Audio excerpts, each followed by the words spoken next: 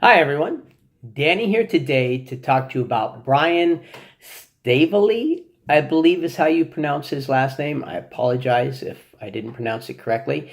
His book, The Emperor's Blades.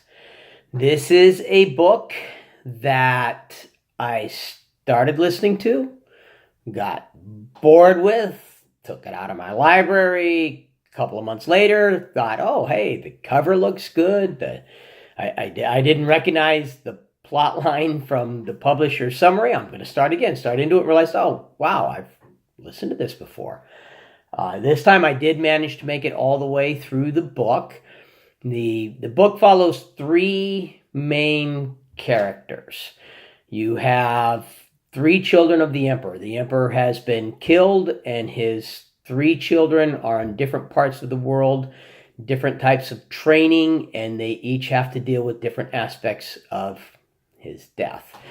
You have his son, who's supposed to be the next emperor. He's in a monastic setting in the mountains in absolute nowhere.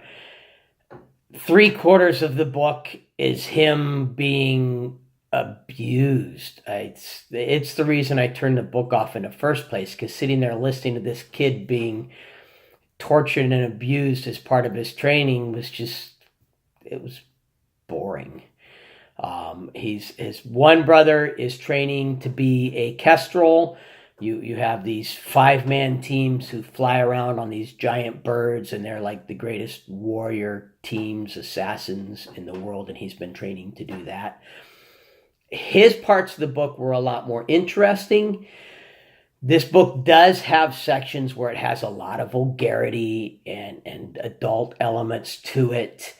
The majority of those revolved around the kestrels. And that was another part where, I have, if you've watched my other previews, I have a threshold. When a book goes above the vulgarity threshold with me, it stops being enjoyable. I don't enjoy it. And this is... There were parts that hit that threshold, didn't necessarily go over it, but definitely hit that threshold. I would not listen to this book around children. And then you have their sister, who has been put into a ministry position, and she's the one who's actually trying to battle the person that she believes killed their father.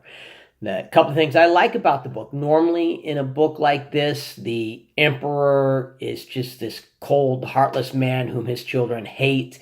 You have a lot of fratricide and internal strife between the family. Everybody's power hungry, stuff like that. The author didn't do that. The family is actually a solid, loving family unit. When the children are thinking about their dead father, they have nothing but good memories of him. The son that is training to be a kestrel, his only concern is what he needs to do to get to his brother, to protect his brother, because he has no problem with his brother being the emperor at all. His sister's thoughts are of protecting the throne for her brother. So they're a very tightly bonded family unit. I like that the author did that. There were parts where the story was really good. There were parts where the story kind of dragged. Most of those for me were around the monastery. None of the characters were flawless. I did like this about the book. There were times when, no matter which of the children you were dealing with, they had moments when they were completely stupid and totally screwed up what they were trying to do, which is human. We all do that. They all had lessons that they had a really hard time learning. The son that's wanting to be a kestrel, he has throughout the entire book this massive battle with his temper, and he can't control his temper. That's human. Their faults made them more human. And I like that. I don't like it when an author has his heroes be so stinking perfect that nobody could live up to them. And that is not the way these characters were. Between the slower parts of the book and the vulgarity, when I was done with the book, I debated on whether to go on with the series. I looked at the next book in the series, And I looked at the reviews the next book in the series got.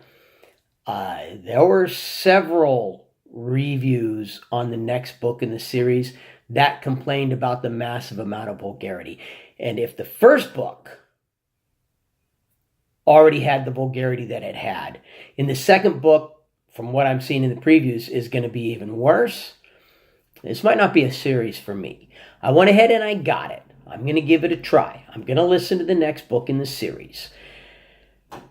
And hope that the next book in the series redeems the series, because I do like the idea of the book. There is an ancient evil that is trying to take over, and now the three children are going to have to battle to save the kingdom against this ancient evil that's so old that almost nobody believes in it. Didn't really like how this book ended.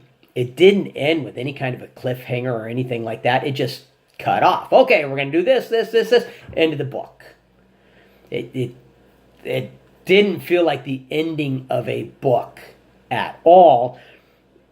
And it didn't feel like it was a good spot to break for the next book either. So that was one of the complaints I had about the book. Narrator did a really good job. Very, very happy with the narrator. What I would say with this book is, if you're wanting a different kind of a fantasy book and you like stories that bounce between characters, because that's what it does. It bounces from Cade to, the other brother and sister, and I can't think of their name right now. Today was a 16-hour day at work. I just got home, so my brain's a little fried, but I want to get this in while it's fresh in my head. It'll deal with the Kestrels, then it'll go to the monastery, then it'll go to the sister in the kingdom, then it'll go back, and it keeps bouncing between the three. A lot of books do that. This author didn't do as good a job with that as other authors. So if the vulgarity is not going to bother you, if you're not going to, find the parts, the first 3/4 of the book where Cade is just, and this is what I don't get. So they're trying to teach him in this monastery, Cade, who's supposed to be the next emperor. They're trying to teach him to forget himself and enter into nothingness, right? And they do this by, whipping him bloody, burying him up to his neck and leaving him for a couple of weeks. I mean, all these different horrific tortures that they do to try to get him to forget himself. Then near the end of the book, he needs to forget himself in order to save himself and his brother. And what do? They take him on a little mental exercise, a very pleasant sounding mental exercise, and it totally works and he forgets himself. Why did you need to do all that abusive crap in the beginning if that was all you had to do, is teach him that mental exercise? The part of the book I disliked the most was the monastic part of it at all. And I have no problem at all with books in monasteries where, you're learning how to meditate and all that kinds of stuff. There's been several books that I've read and listened to that used a setting like that, and it was done really well. The problem I had was for the first 3/4, it's this boy just getting abused over and over and over again. Anyhow, I'm not going to go into a recommended list of mine, especially since I'm not even sure after I finish the second book if I'm going to go on to finish the third book. It's a trilogy. I will let you know when I'm done with the second book what I think of it.